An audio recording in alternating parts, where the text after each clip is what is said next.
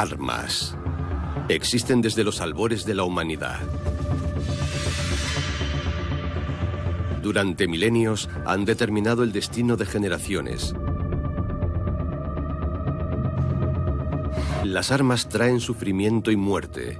Muestran lo que los humanos pueden infligir a otros humanos. Pero también están dirigidas a mantener la paz y a buscar nuevos rumbos en la tecnología. A las armas.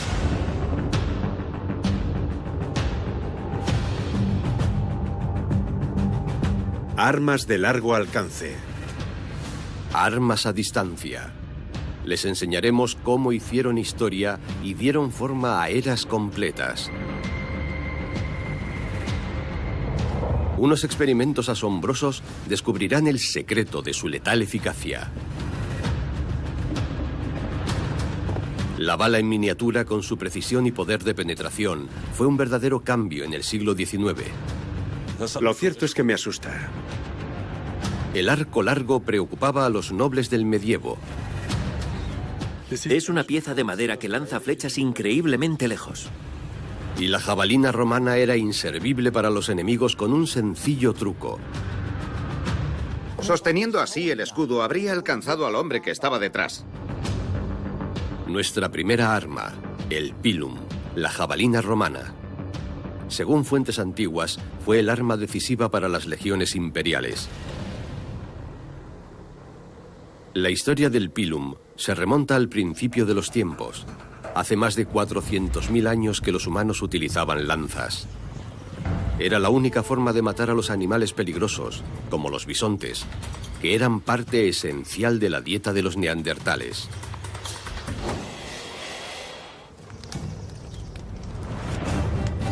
Hace más de 40.000 años, una nueva especie llegó al territorio de los neandertales. El Homo sapiens, el hombre moderno. Los intrusos llevaban lanzas de madera que usaban con gran eficacia. Aproximadamente 10.000 años después, la especie Homo sapiens sobrevivió con éxito a los neandertales, probablemente gracias a una mejor técnica de caza y combate. Se debe al hecho de que tenían buenas armas para cazar, que sabían lanzar bien, y eso conseguía que el cerebro humano, un órgano que necesita una considerable cantidad de proteínas, obtuviese suficientes nutrientes. Un buen utensilio de caza era el medio para que el cerebro evolucionara. En los años 90 se hizo un hallazgo sensacional en Schöningen, Baja Sajonia, Alemania. Los arqueólogos descubrieron 8 jabalinas de madera. Se calcula que tienen al menos 300.000 años de antigüedad.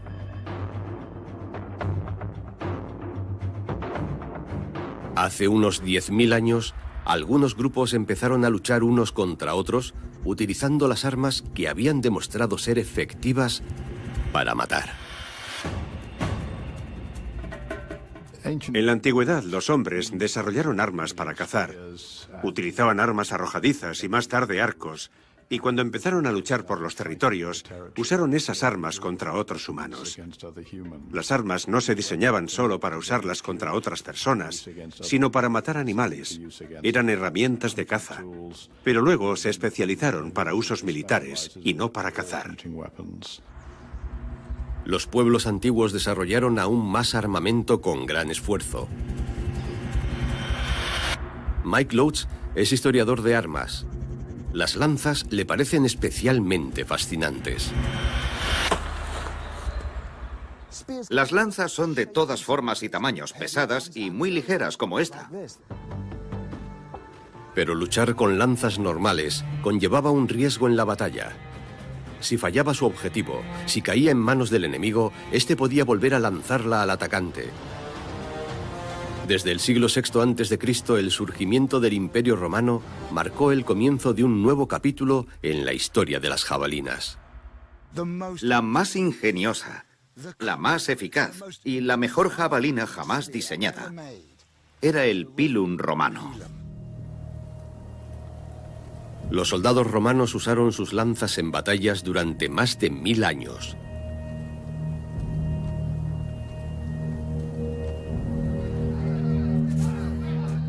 Ya las lanzaban en el año 52 a.C. Los galos se oponían desesperadamente a integrarse al Imperio Romano. Hacían todo lo posible por defender Lutecia, que más tarde sería París. 4 legiones romanas atacaron a los galos. El difícil terreno y la resistencia de los enemigos les hizo pasar malos momentos. Pero al final triunfaron los legionarios del César. ¿Cómo usaban su arma milagrosa, el pilum? La forma de luchar de los romanos era muy mecánica. Combatían en formación, no individualmente, aunque la gente con la que luchaban combatía hombre contra hombre. Y el pilum era una forma más de asegurarse de que aquellos entusiastas guerreros que iban contra ellos perdieran sus escudos. El equipo básico del legionario romano en aquel entonces consistía en una malla de protección, una espada corta y 2 pilum.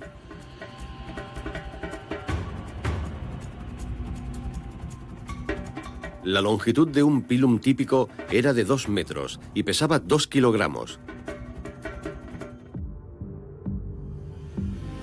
El pilum era sorprendentemente distinto a otras lanzas antiguas. Era larga y tenía una bola en la punta. ¿Para qué? ¿Cuál es su secreto?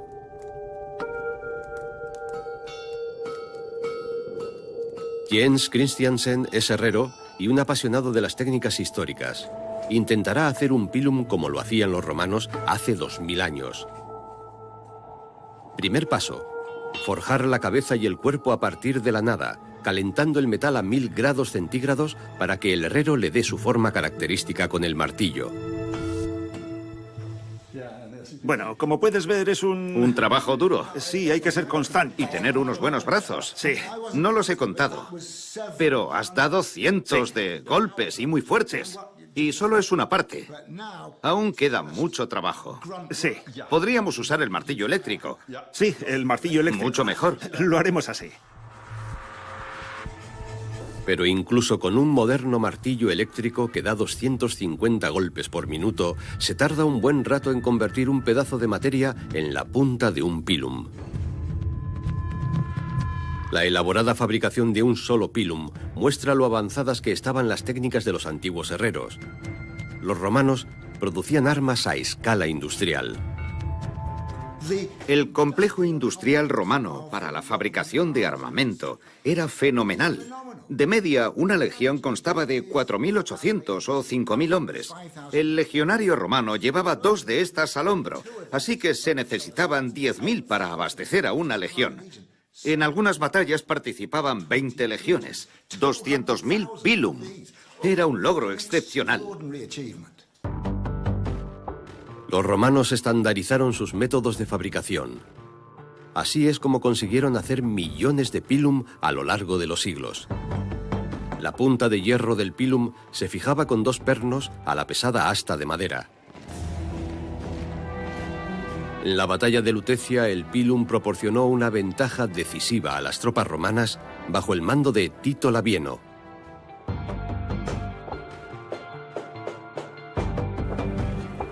Aunque los galos estaban armados con pesados escudos, no podían protegerse del poder de penetración de la jabalina romana. César dijo: las filas delanteras quedaron atravesadas por nuestras jabalinas, por nuestros pilum. Con tan solo 2 rondas de lanzamientos de pilum, Labieno logró contener la horda de galos que se dirigía hacia sus hombres. No solo detuvo esa carga, sino que, levantando una pared de muertos y moribundos ante sus líneas, redujo la velocidad de los siguientes ataques. Así que esa fue la táctica principal que frustró a los galos para el resto de la batalla. Dinamarca. Museo de una histórica aldea. Mike Loads y su equipo están preparando un experimento que les ayudará a averiguar cómo funcionaba el pilum cuando un atacante se acercaba a gran velocidad. Lo que vamos a hacer aquí es imitar la carga de un bárbaro contra una pared de escudos romanos. Este es el escudo bárbaro. Karsten es el bárbaro. Tirarás de este trineo lo más rápido que puedas y me atacarás. Y veremos si puede penetrar en esta resistente pieza de madera. Creo que es un gran desafío.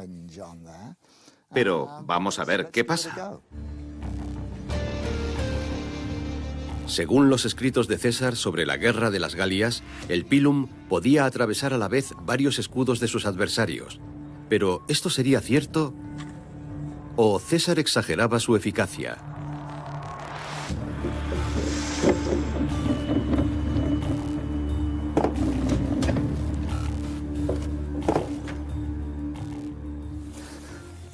Miren esto. Lo ha atravesado totalmente, casi sin esfuerzo. Ha aprovechado el impulso del atacante. Esta punta ancha y cónica lo ha perforado y ha penetrado el resto de la lanza. Y como es más estrecha, prácticamente no hay fricción. Ha entrado directamente. Esto explica por qué los romanos ponían tanto esfuerzo en la cabeza del pilum y la larga vara de hierro. Esto es lo que permite a la lanza penetrar el escudo del enemigo sin esfuerzo. ¿Pero el adversario podía coger el pilum y arrojarlo contra ellos? Sosteniendo así el escudo, habría alcanzado al hombre que estaba detrás. Incluso si solo hubiera llegado hasta aquí y hubiera hecho esto, se ve cómo el peso tira hacia abajo. Y si intento atacar, miren lo que sucede. Mi escudo es inservible, no puedo sacarlo. Así que lo que hago es dejar el escudo. Ahora continúo atacando indefenso. La batalla de Lutecia fue un baño de sangre, pero los romanos obtuvieron una victoria crucial. Era un paso más en su camino hacia la conquista de la Galia. Como muchas veces en la historia de la guerra, la disciplina y la supremacía tecnológica fueron decisivas. El pilum era un arma de un solo lanzamiento. Cuando alcanzaba su objetivo, se doblaba y no se podía usar otra vez. Eso significaba que no se podía relanzar contra los romanos. Al final de la batalla, los romanos recogían todos los pilums, los llevaban a los armeros, los reparaban y quedaban a punto para ser usados otro día. El pilum es mucho más potente que una jabalina ordinaria. Sin esfuerzo, traspasaba los escudos de los enemigos y al mismo tiempo quedaba inutilizada. Un golpe maestro de los diseñadores de armas romanos. Después de la caída de Roma, el pilum quedó en el olvido. Para el éxito de esta arma arrojadiza se necesitaba una verdadera industria armamentística. Ningún reino medieval temprano tenía esas capacidades. Nuestra próxima arma a distancia es el arco largo. En la Edad Media se convirtió en la pesadilla de los caballeros. ¿Cuál era su secreto? ¿Y por qué los arqueros ingleses de arco largo eran tan temidos en el campo de batalla? ...26 de agosto de 1346... Crecy, un pequeño pueblo cercano a la costa normanda. Las fuerzas del rey de Inglaterra, Eduardo III, se enfrentaban a las de su antagonista francés, Felipe VI. Era la primera gran batalla de la Guerra de los 100 años entre Inglaterra y Francia.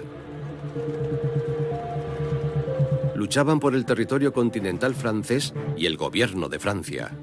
Inglaterra incluso reclamaba el trono francés.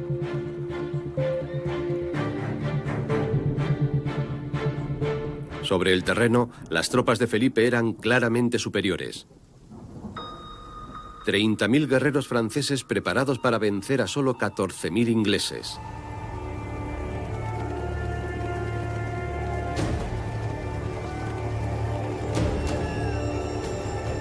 Sin embargo, los franceses habían sobreestimado sus posibilidades de ganar. Miles de flechas inglesas cayeron sobre ellos como una lluvia. Los historiadores calculan que los ingleses dispararon unas 35.000 por minuto.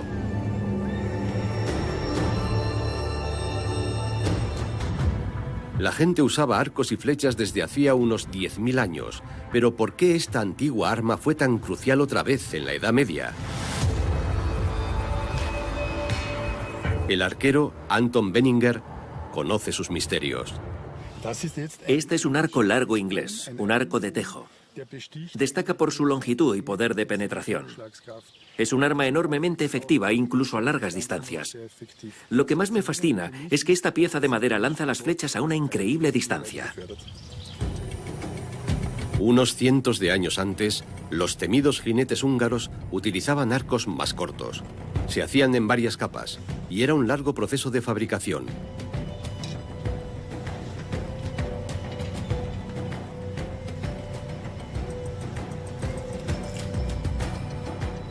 Los arcos compuestos eran resistentes a la intemperie y podían estar armados para un despliegue rápido. Sin embargo, el poder penetrante de los arcos compuestos húngaros era limitado. En el año 955, los atacantes perdieron contra el ejército del rey alemán Otto.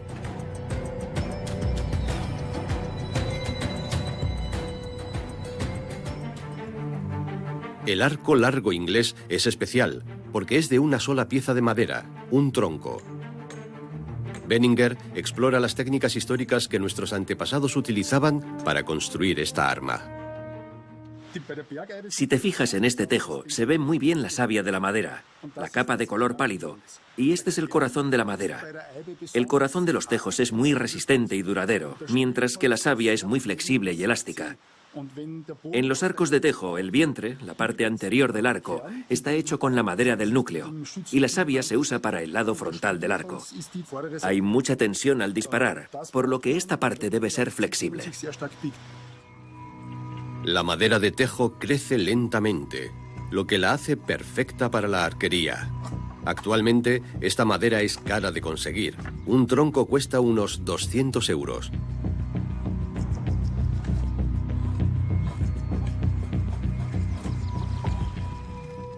En la Edad Media, la industria de la arquería inglesa casi eliminó toda la población europea de tejos con su insaciable demanda de materia prima.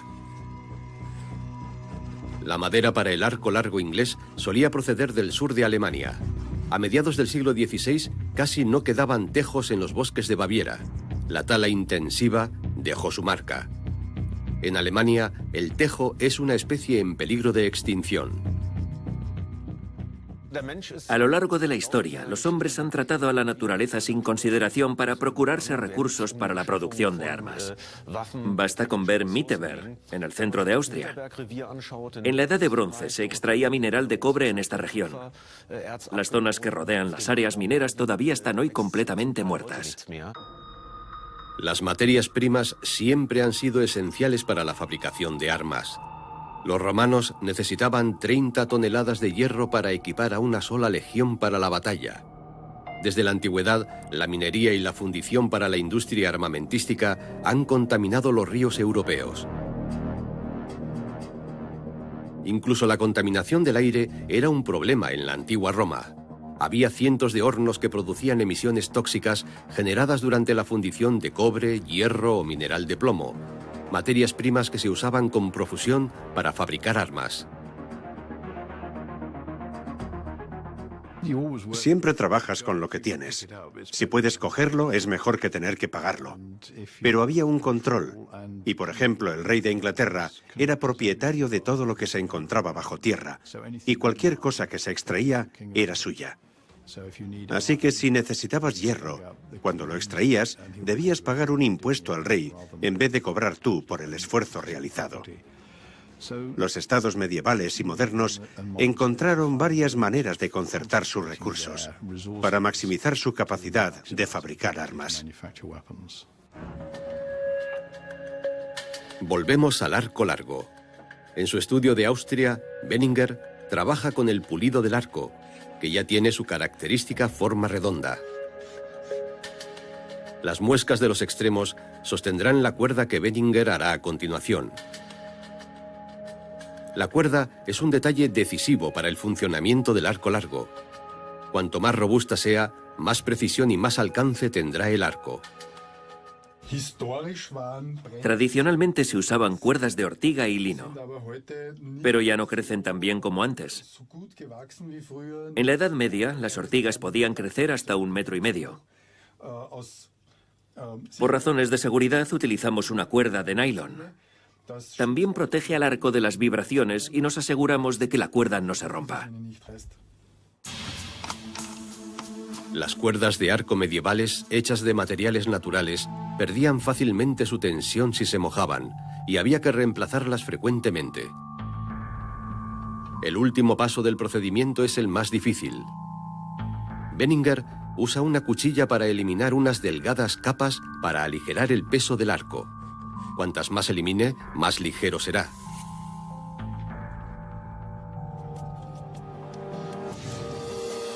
El arco largo medieval hecho de madera de tejo medía casi 2 metros de largo. Su potencia se mide en libras y podía llegar a 140.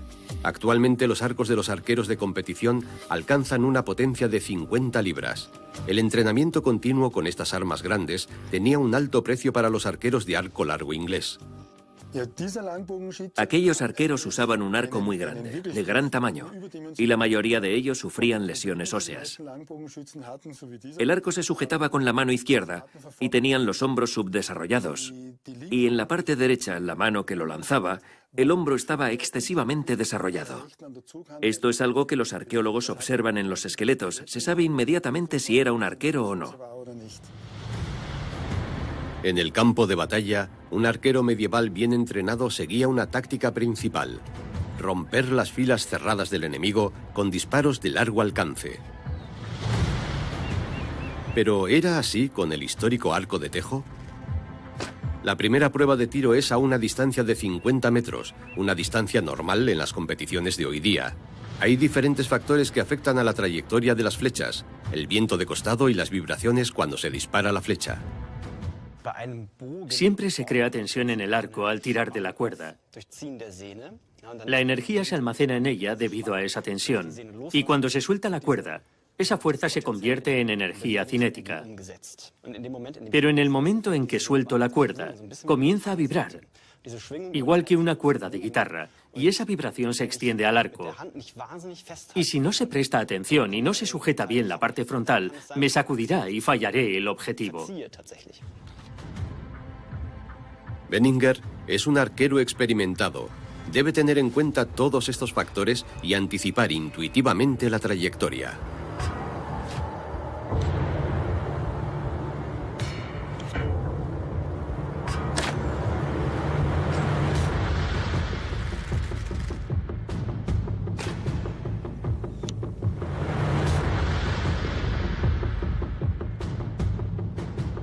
Cinco de 10 flechas han dado en el blanco desde una distancia de 50 metros. Estoy bastante satisfecho.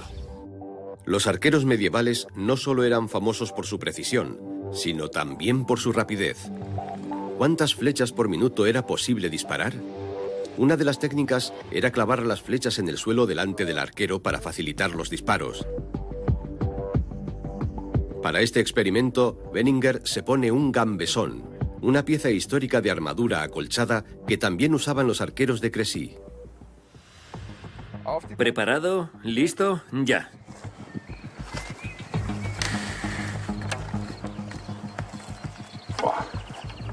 No puedo creerlo.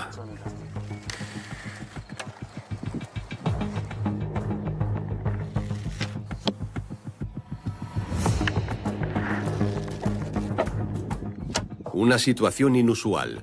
La armadura medieval parece restringir los movimientos de Benninger. ¿Cuál ha sido el tiempo? 59:35. Vale, casi. Pero no es fácil con esto. Es muy pesado, muy rígido. Es difícil tensar la cuerda con esto. No podía levantar el brazo. Las flechas han caído por todas partes. He estado fatal. Es increíblemente difícil. Algunos arqueros modernos entrenan intensamente los disparos rápidos. Pueden disparar una flecha cada 1 o 2 segundos. Fuentes antiguas también mencionan técnicas especiales, como sostener varias flechas en una mano. El arco largo es una parte significativa de la cultura medieval de Inglaterra.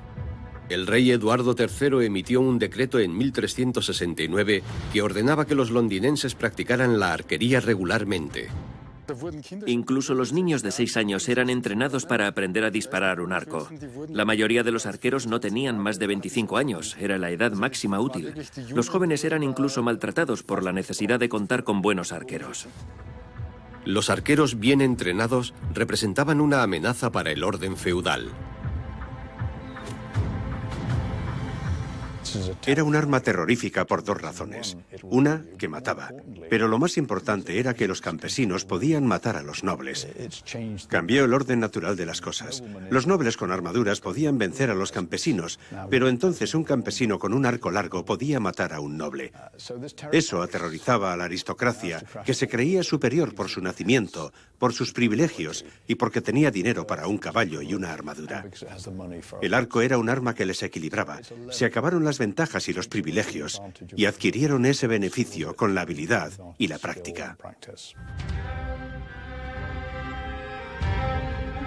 Este es el motivo por el que los arqueros estaban rodeados de mitos. El más popular entre ellos vivía en el bosque, Robin Hood. En las primeras baladas medievales se lo describe como un salteador de caminos, un vulgar delincuente, pero después, en la literatura del siglo XVI, se convirtió en un líder de ladrones altruista que robaba a los ricos para dárselo a los pobres. Pasó a la historia como un hábil arquero de arco largo. Hoy sigue siendo fascinante. Innumerables películas celebran al heroico Robin Hood. Es una historia poco probable. Los villanos no dan dinero a los pobres, se lo roban a los ricos para sí mismos, pero sigue siendo un héroe popular inventado en un momento en el que el rey oprimía a los campesinos y les imponía altos impuestos. Así surgió la idea de una figura mítica que robaba el dinero que les había quitado el rey y lo devolvía a quien pertenecía. Es el mito de todos los mitos, porque todos los países tienen una figura como esa. En Inglaterra es Robin Hood, vestido de verde, oculto en el bosque, que usa un arco largo contra los hombres del rey, que llevan armadura y portan espadas. Así que es un héroe entre los campesinos. Los arqueros ingleses con arco largo también eran una amenaza para los nobles en la vida real, lanzando flechas desde muy lejos. ¿Cómo funciona un disparo de largo alcance? Anton Benninger quiere probar ahora su arco de tejo a una distancia de 100 metros. Debe disparar hacia arriba. Tengo que apuntar a un objetivo lejano, por encima del bosque. Ahí es donde está mi objetivo y ahí es donde quiero llegar. La distancia es correcta, pero el viento me lo está poniendo difícil hoy.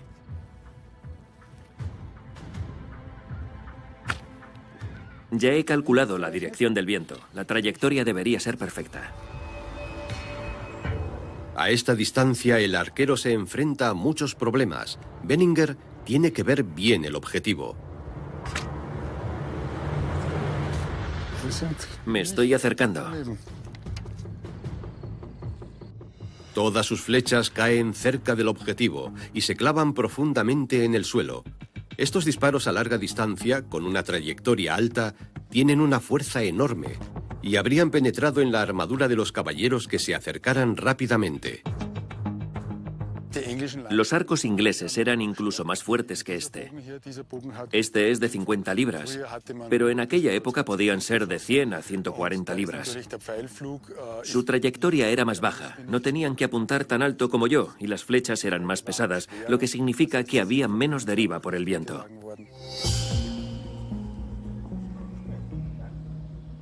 Queremos descubrir la gravedad de las lesiones que producía un arco. Benninger utiliza un torso hecho de gelatina balística. Para este tipo de impacto necesita la ayuda del especialista y experto en arquería Peter Stecker. La flecha disparada desde una distancia de 30 metros penetra profundamente en la gelatina balística. El material simula perfectamente las características del tejido humano y muestra las graves lesiones que los arcos largos podían provocar.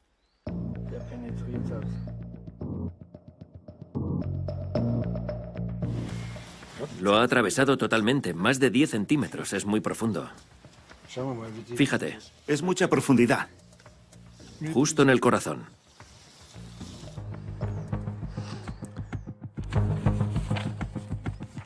Eso también explica el resultado de la batalla de Crécy. Hubo varios miles de muertos en las filas francesas, mientras que los ingleses solo perdieron unos 200 hombres. Esta derrota debilitó al Reino de Francia durante décadas. Una vez más, una tecnología sofisticada supuso una ventaja decisiva. El arco largo no es un instrumento de precisión. No estaba diseñado para alcanzar a un solo hombre a larga distancia, sino para impactar en una gran cantidad de hombres, y sin duda a los caballos que avanzaban hacia los arqueros. Disparaban ráfagas de flechas contra la gran masa del enemigo. Debían disparar una gran cantidad de flechas. Es bastante moderno. El arco largo, un arma decisiva en las batallas del medievo tardío. Tras años de entrenamiento, los arqueros ingleses pudieron derrotar a los caballeros franceses. Otros gobiernos europeos deseaban tener tropas con tal poder de penetración, pero solo los reyes ingleses invertían el dinero y el tiempo suficientes para construir un eficiente ejército de arqueros. Pero con el paso del tiempo, el arco largo perdió rápidamente su impacto. Al final de la Edad Media surgieron nuevas armas que generaban ruido y humo, y una forma más eficiente de guerra a distancia. Las armas de fuego cambiaron radicalmente la tecnología militar en todo el mundo. Uno de los inventos más mortíferos del siglo XIX es la bala Minié. Decidía la vida y la muerte en el campo de batalla y supuso el progreso de la medicina para la atención de los soldados. ¿Qué tenía de especial este nuevo tipo de munición?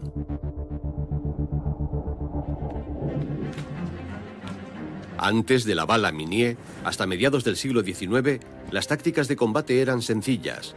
Los soldados avanzaban en filas cerradas unos contra otros y luego disparaban a sus enemigos con mosquetes. Estas armas eran bastante potentes, provocaban muchos daños y alcanzaban a un cuerpo humano, pero no eran precisas más allá de unos 40 metros. Y no solían dispararse contra blancos concretos, pero tenían su técnica. Un pelotón de soldados apuntaba sus mosquetes hacia el objetivo y disparaban todos a la vez, con la esperanza de que algunas balas alcanzaran el objetivo, pero a no más de 90 metros. Hacían mucho ruido, podían dar a algunas cosas y asustar a los caballos, pero eso era todo. Era un arma que no tenía alcance. La bala Minié acabaría con este tipo de guerra para siempre. Verano de 1853. Las tropas rusas invadieron el Imperio Otomano. Comenzó la Guerra de Crimea, la primera guerra documentada de la historia. El fotógrafo Robert Fenton tenía un laboratorio móvil. Sus fotos documentaban la vida diaria de los soldados. El telégrafo transmitía las noticias a todo el continente en un abrir y cerrar de ojos. Francia e Inglaterra lucharon juntas al lado del Imperio Otomano. En la batalla de Inkerman, el 5 de noviembre de 1854, utilizaron la nueva bala Minié contra las tropas rusas y consiguieron un importante triunfo. En un campo de tiro, cerca de Gotha, en el centro de Alemania, vamos a desentrañar el secreto de la bala Minié y averiguar por qué las bolas de plomo quedaron obsoletas tan rápidamente. La forma totalmente distinta de este tipo de munición llamó la atención inmediatamente. Wolfgang Staba comercia con armas históricas y sabe lo profundamente que las nuevas municiones afectaron a las guerras del siglo XIX. La bala Minié transformó la historia porque fue fabricada de una manera que permitía una precisión mucho mayor. En 1846, el oficial francés Claude Etienne Minié inventó la revolucionaria bala que requería un cañón especial. La bala Minié no era redonda, que era la norma anterior, sino cónica en la parte delantera. No medía ni 3 centímetros de largo y solo pesaba 32 gramos. Un pequeño proyectil con efectos terribles. Minié diseñó la bala de tal manera que se convirtió en la base de todas las balas modernas. ¿Pero qué hacía que la munición de Minié fuera mucho mejor que las balas de plomo existentes? Empieza nuestro experimento de tiro a una distancia de 50 metros. Dispararé 10 veces y veremos si la desviación es significativa. Staba primero pone la pólvora y luego la bala redonda de plomo envuelta en guata que sella el gas detrás del proyectil en el cañón. Utiliza un Brown Bess para el experimento, un mosquete estándar utilizado por el ejército británico en el siglo XVIII. Se puede dar en el objetivo, pero hay una desviación.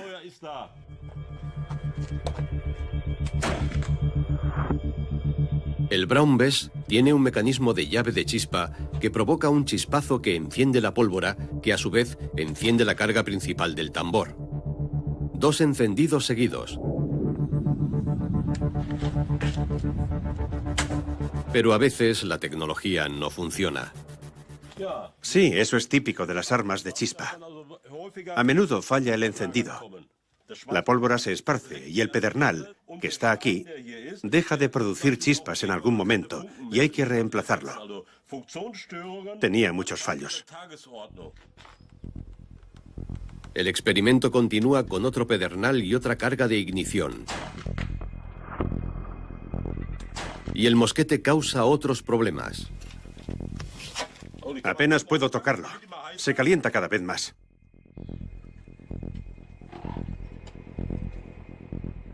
Cada vez es más difícil cargarlo, porque el cañón se va bloqueando. Hay que limpiarlo a fondo. Bien, intentemos hacer el último disparo. El último disparo también falla el objetivo. Creo que sería una sorpresa dar en el blanco. 8 disparos, 2 aciertos. Pero ya se ve la desviación que hay. Se debe a que el mosquete no es estable. Desde un punto de vista militar, era necesaria una estrategia. Pasaban por la línea de fuego y gritaban ¡fuego!, esperando a que alguien diera al objetivo. Y llegó la bala Minié. Había que engrasarla antes de cargar.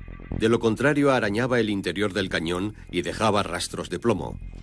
Lo impedía la gruesa capa de grasa en el surco característico del proyectil.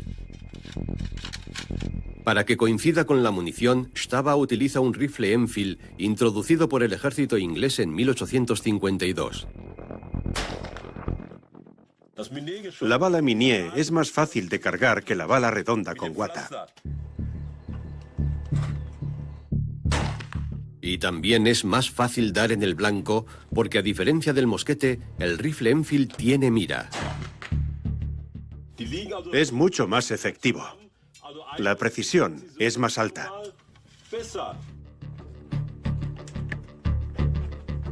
Dar en el objetivo con el mosquete es más una cuestión de suerte, y Stava dispara con mayor precisión utilizando las balas Minié.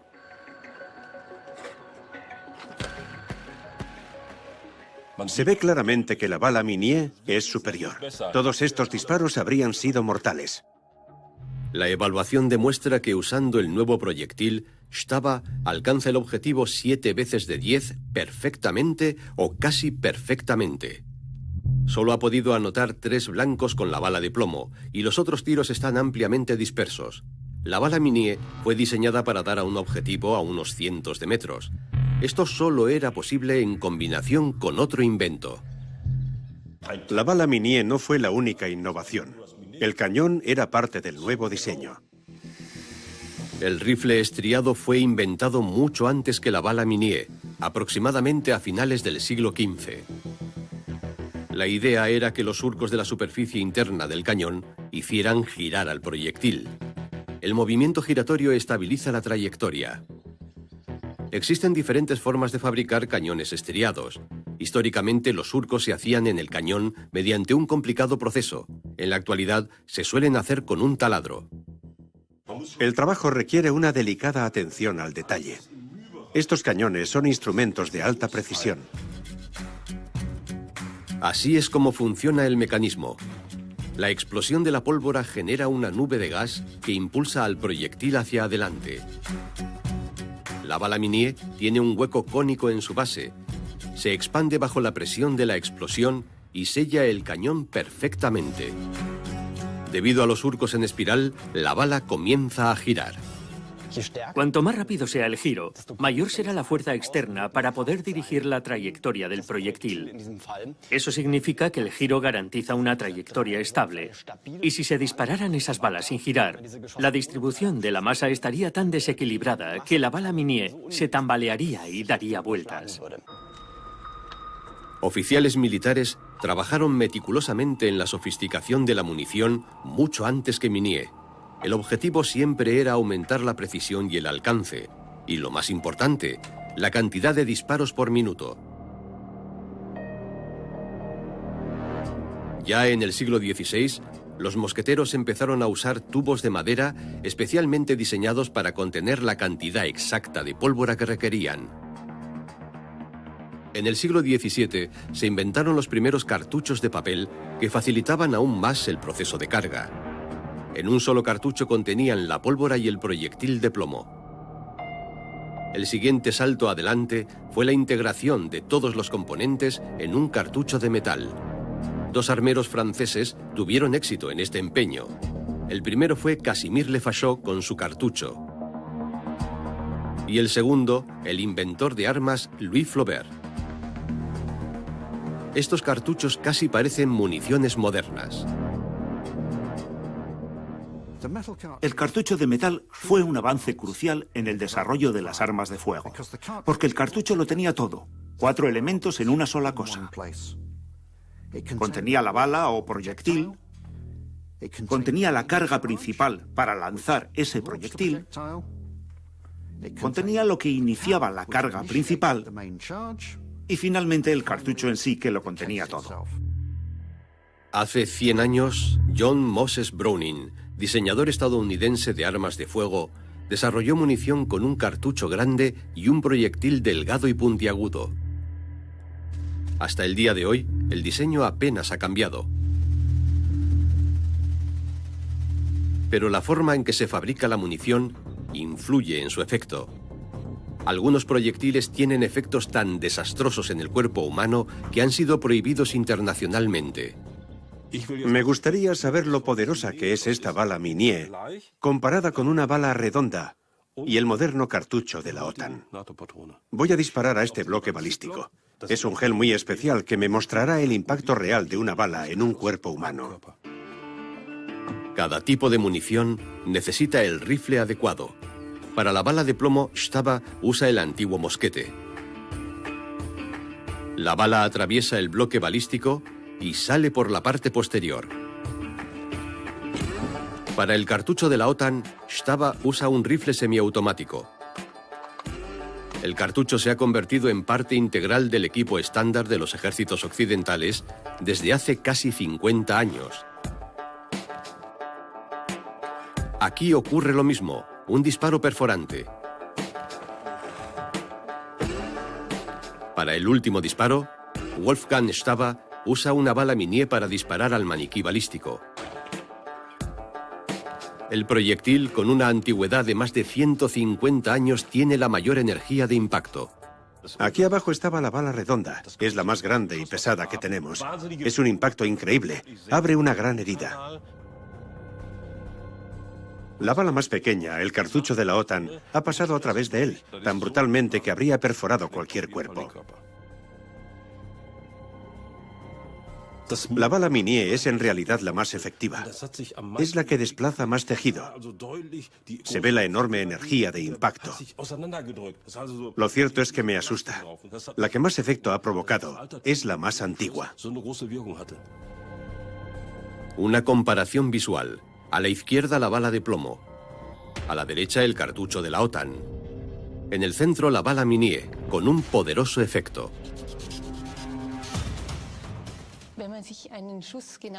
Esto también ocurre si la bala alcanza un hueso.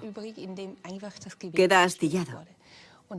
Eso significa que las heridas han sido importantes. Los huesos se han astillado.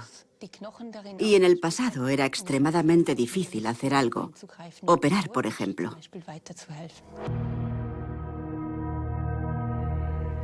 Las heridas infligidas por la nueva bala tenían graves consecuencias. La batalla de Solferino tuvo lugar durante la Segunda Guerra de Independencia Italiana de 1859. Austria luchó contra los italianos y los franceses. El empresario suizo Henri Dunant fue testigo de las terribles heridas de la bala Minié. Hubo casi 40.000 muertos y heridos en el campo de batalla.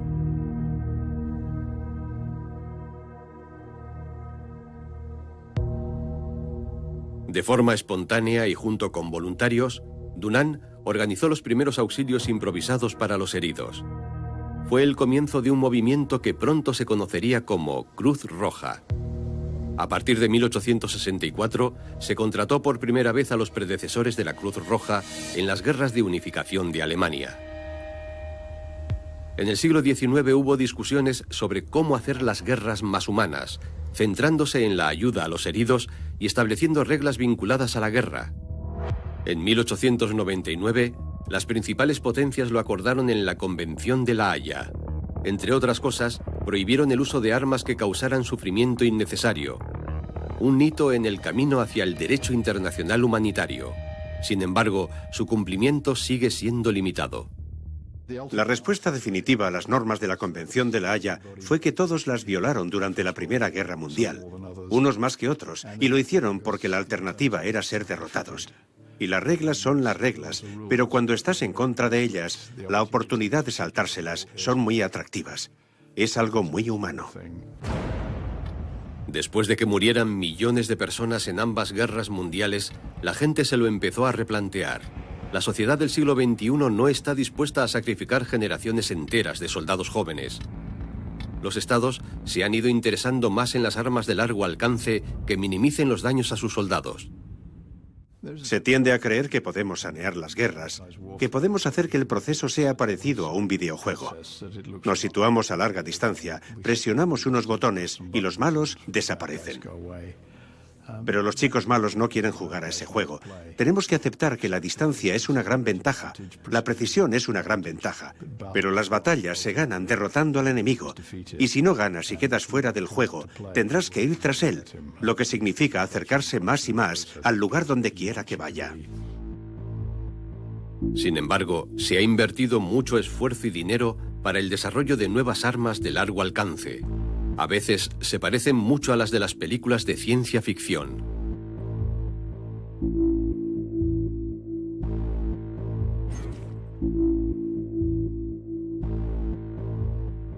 Por ejemplo, el cañón magnético que la Marina de Estados Unidos está probando. La primera fase es estacionaria, pero el objetivo a largo plazo es operar el arma desde barcos o vehículos terrestres.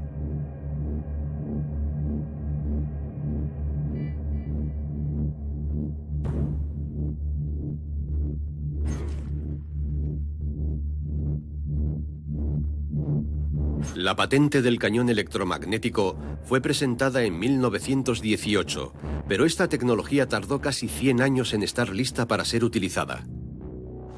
En los cañones magnéticos, los propelentes son completamente redundantes porque la aceleración se debe a un campo magnético y no a una explosión. El principio tras los cañones magnéticos son la física y funciones como esta. Tenemos un conductor, un trozo de cable por el que pasa electricidad. Además, tenemos un campo magnético externo que afecta al cable. Esto produce una fuerza que tiende a desplazar el conductor. En este cañón magnético no tenemos un cable, sino que hacemos pasar la corriente por el proyectil. Esto significa que hay un potente campo magnético alrededor del proyectil que se verá acelerado por un impulso, lo suficientemente potente para generar una velocidad 7 veces superior a la del sonido. Esta nueva tecnología rompe todas las limitaciones de las armas de fuego convencionales. Por razones físicas, no pueden expulsar un proyectil a más de 2 kilómetros por segundo. Por otra parte, el cañón magnético dispara casi 4 veces más rápido. Hoy puede alcanzar un objetivo a 185 kilómetros de distancia. Esta arma futurista recorrió un largo camino hasta ver la luz. Las primeras armas a distancia, como la jabalina, se usaron a corta distancia, a un par de metros. A lo largo de los siglos, la distancia de la batalla ha ido aumentando gradualmente. En una prueba, el proyectil de un cañón magnético atravesó sin esfuerzo varias placas de acero. Pero tiene una desventaja. Necesita mucha potencia para generar la enorme velocidad del proyectil. Aún está por ver si el cañón magnético podrá cambiar las guerras.